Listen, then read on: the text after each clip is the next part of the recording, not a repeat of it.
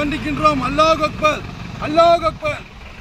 நம்மளுடைய மாநில தலைவர், பாரதிய ஜனதாவோட மாநில தலைவர் அவர்கள், முன்னாள் IPS அதிகாரி அவர்கள் வந்து மக்களுக்கு நல்லது செய்ய வந்தாங்க. ஆனால் நம்மளுக்கெல்லாம் நல்லவங்களாம் பிடிக்காது.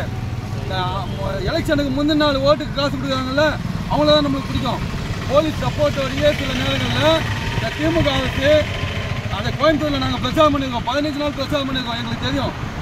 போலீஸ்காரங்களே சொன்னாங்க, சில போலீஸ்காரங்க பெரிய ரெஸ்டாரண்ட்டில் ரூமை போட்டுக்கிட்டு அங்கே இருந்துக்கிட்டு எல்லாருக்கும் பணத்தை கொடுத்து பணப்பட்டுவாடா பண்ணி திமுக ஜெயிச்சது இல்லாமல் அதிமுக நம்ம பாரதிய ஜனதாவுடைய மாநில தலைவர் IPS போலீஸ் துறையை விட்டுட்டு மக்களுக்காக சேவை செய்ய வந்தால் அவங்க எல்லார்கிட்டையும் கண்ணியமாக நடந்துக்கிறார். உங்களை மாதிரி நடந்துக்கிறார். ஆண்கள் பெண்கள் குழந்தைகள் எல்லார்கிட்டையும் கண்ணியமாக நடந்துக்கிறார். அந்த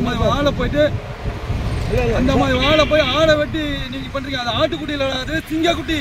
அல்லாஹ் அக்பர், அல்லாஹ் அக்பர். நான் இந்த கலெக்டர்கிட்ட மனுவை கொடுத்துட்டு இவனுங்களை ஆடை வெட்டி அண்ணாமலை ஆட்டுக்குட்டி அப்படின்னு சொன்னானுங்கல்ல, அவனுங்களை கைது பண்ற வரைக்கும் விடவே மாட்டோம்.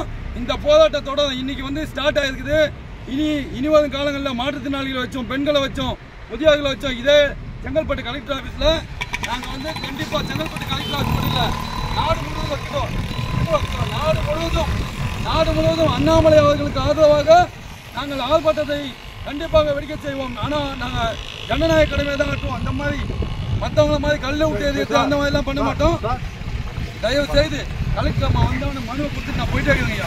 தயவு செய்துங்க, உங்களை மாதிரி ஒரு போலீஸ் அதிகாரியாக இருந்தவர், எளிமையான ஒரு நல்ல மனிதர். அவரை வந்து நீங்கள் இந்த தமிழ்நாட்டு மக்களுக்கு பிடிக்கலன்னு சொன்னால் யாருக்குமே, நான் ஒரு இஸ்லாமியன், நான் என்னுடைய ஜனநாயக கடமையாட்டேன். உங்களுக்கு இந்த மக்களுடைய அண்ணாமலைஜியோடைய ஒரு இது தெரியல, அவருடைய குண அதிசயம் தெரியல. பணம் கொடுக்குறவன் இன்னைக்கு முக்கியமாயிட்டான். இவனுக்கு பார்த்தீங்களா, கனிமொழி அக்கா சொல்றாங்க, அவங்க ஒரு பாராளுமன்ற உறுப்பினர், அவங்க சொல்றாங்க ஆடை வெட்டினா சாப்பிடலாம், ஆடை வெட்டினா சாப்பிட முடியாது.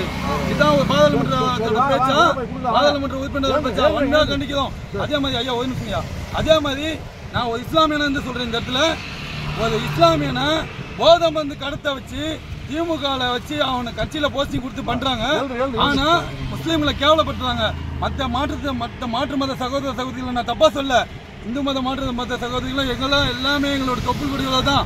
ஆனா தயவு செய்து சொல்றோம், நீங்க முஸ்லீம்களை வச்சு போதை மருந்து விற்கிறது, கள்ள நோட்டு அடிக்கிறது, இதெல்லாம் பண்ணிட்டு மொத்த பள்ளியும் முஸ்லீம்கள் மேல போடுறது, பாம்பு எங்கன்னா வச்சு விட்டு முஸ்லீம்கள் மேல போடுறது, இதையே இந்த திமுக அரசு வழியா சேர்ந்துட்டு இருக்கு. சாதிக் பாஷா எப்படி இருந்தாரு, இந்த மாதிரி ஒவ்வொரு விஷயங்களையும் தோணுனா உங்களோட வண்டவாளம் தண்டவாளத்தில் வரும். மீடியா கேட்குற கேள்விங்களுக்கு உங்களால் சரிவர பதில் சொல்ல முடியல. உங்களுக்கு மீடியா கேட்குற கேள்வியே புரியல.